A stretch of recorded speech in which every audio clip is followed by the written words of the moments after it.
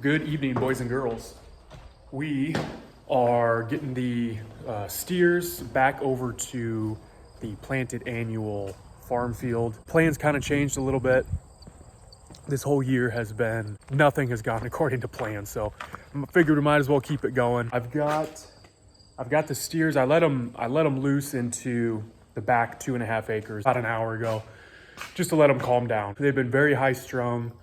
They kind of seem like they're starting to calm down after being separated from the rest of their herd, but anytime they get the opportunity to do something new, they're still just crazy. And so turning them into that planted annual field with no perimeter fencing, just the double strand electric, makes me nervous. Let me show you what I got going on over there, and then we'll get the steers turned in.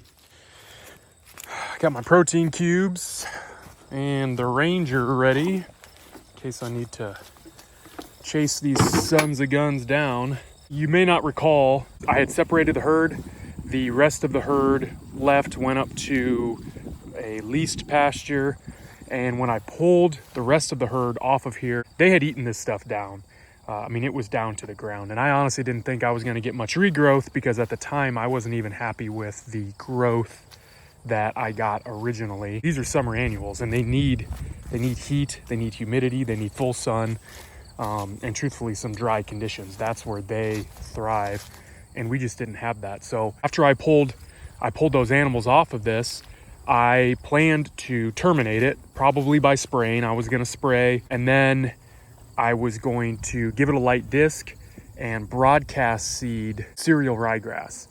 Cereal ryegrass is a great, quick growing grass. The big draw to that for me was that it would continue to grow well into the low 40s. Heck, the variety that I was looking at from Welter Seed Company in Iowa would continue to grow all the way down to 38 degrees Fahrenheit. When it came time to bring the rest of the herd back from leased pasture, what I had back here, the 2.5 acres by the house, the 2.5 acres back there, the 4-acre lease next door, I wanted to prolong that as long as possible before I had to feed hay. So basically, as long as I could get into winter without feeding hay, was just going to be money back in my pocket. Basically, I let this sit, thinking that I wasn't going to have to deal with much of a regrowth. I would even have to argue to say that it's grown better this second time. It looks better this second time. The whole idea with planting this originally was that it's a high energy forage.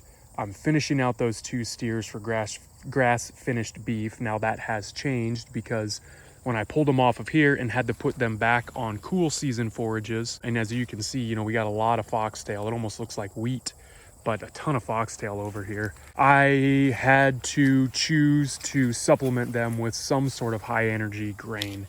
And in an effort to kind of get away from corn and support some of the local boys that were getting back into small grains, I chose to do steamrolled barley. So I started supplementing them with barley. I was going to finish them on barley.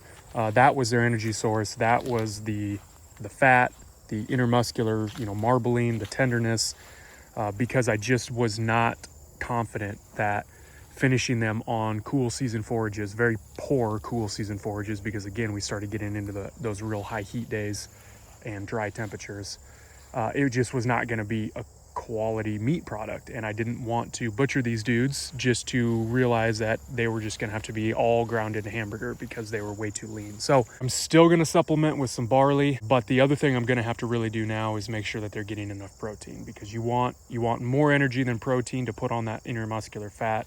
These dudes are over 2 years old, so they have fully grown. They don't need as much protein, because they're not growing mass, they're not growing bone, they're not growing tissue. We just want to get them fat. Okay, got my little lane set up. I'm trying to decide how to call them over.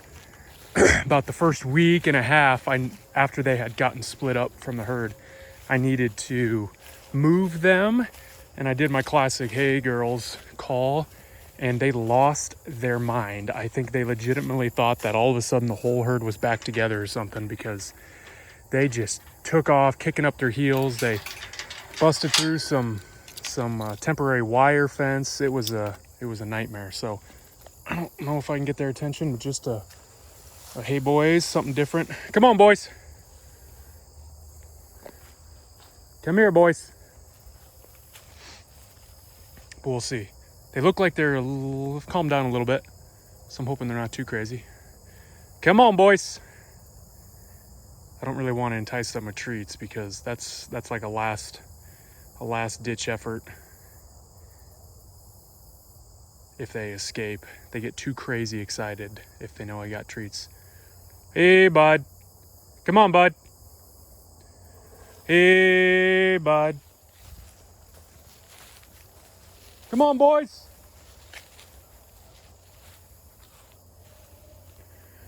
I need to get them straight back in there and then take these 2 wires and lock them back up, turn on my power real quick, because otherwise I have the power's not running to that wire. So if they take off running over there and start testing the wires, they're going to realize that there's no power on it. Good buddy.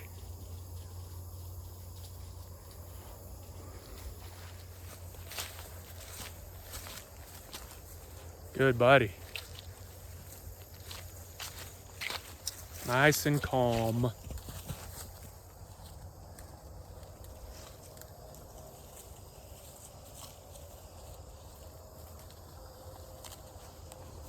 Good dudes.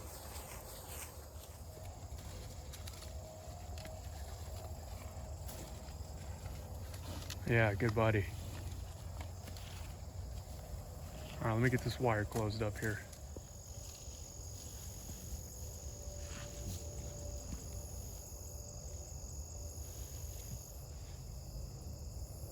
There you go, buddy. Break it up. All right, back together. Let's check.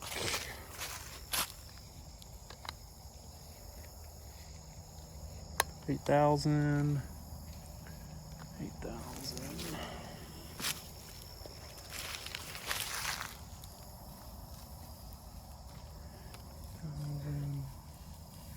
$8,000. Good. Well,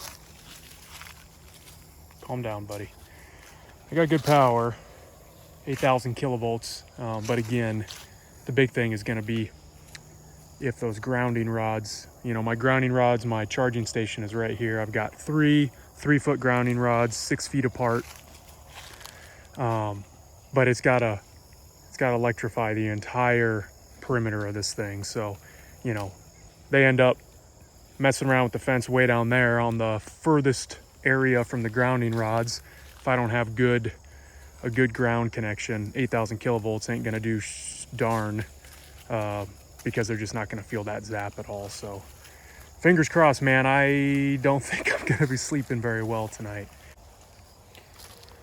All right, so let's talk about supplementation real quick. I had some comments on my last video that the amount of small grains that I was giving them was very little, and that is correct. If you are graining your finishing animals in a very grain intensive system, feed yards, high corn, stuff like that, because those animals essentially are getting weaned, they're coming off the mom and they're eating hay and they're drinking water and they are getting grained, then kind of the general rule of thumb is 1% per 100 pounds of body weight. So you look at whatever 1,000-pound steer should be getting 10 pounds of grain. That is very, very high. That is a very high amount of grain. Not to mention it's expensive. I'm feeding a pound to about 1.5 pounds, close to 2 pounds some days of that stuff per day. Yeah, if I was having to feed, I'm going to shoot these guys at, I don't know, 800 pounds, we'll say. They've got to be, maybe not even, 700, 750. It's hard to tell. I'm a terrible estimator, but that's still, that's 7 to 8 pounds of grain a day. I'd be flying through those 50-pound bags. Not to mention that in that system where you are at least 1% body weight, in a pasture, a grain on pasture, a grain on grass, as it's been known to become, you've got grass-fed, grass-finished, grain-finished, grain on grass, which essentially means kind of what I'm doing is that these dudes are still out on pasture. They are still eating natural forages, but they are getting a little bit of grain supplementation every day. Your biggest concern with too much grain is that it changes the rumen microbes. If you are grain on grass, if they are still foraging for a lot of their nutrients and what you're trying to finish them on, you don't want to go over 3 pounds per 1,000 pound of animal. Well, like I said, these dudes, I'm just guessing 700 pounds, maybe 800 pounds, I don't know. But they're not even at that 1,000 pounds. So 3 pounds of grain a day would be way too much. That's where I'm at with making sure that they are limited in that grain consumption, because I don't want to change the microbes in the rumen and actually have them not utilize the forages that they are eating. They actually won't be utilizing everything that they are ingesting in the form of forages, because the rumen microbes can't break it down. They have been adjusted to those high levels of grain. We are less than a month away. October 22nd is these dudes, you know, that's the date. That's the end for them. So we are about 3 weeks out. I would have to assume that this stuff is going to last them for the rest of the 3 weeks. But just in case, I'm going to keep them on about 1.5 pounds, maybe 2 pounds of that rolled barley a day. Now that they are back on this stuff, why can't I just cancel the grain and hope that I get them nice and fat and test my system of planted annual summer forages to make grass finished beef? Well, again, 60 to 90 days, 60 is like that minimum that they need to be ingesting this stuff in excess. And not only do I not have 60 days worth of time, don't do it, buddy. I mean, you can touch it all you want. Shoot, I didn't turn it on. Don't. He sees those protein cubes. Sorry, hang on a second, guys. Okay, I gave him some cubes. I didn't want him to just bust through this fence. I figured it was easier to give him some cubes.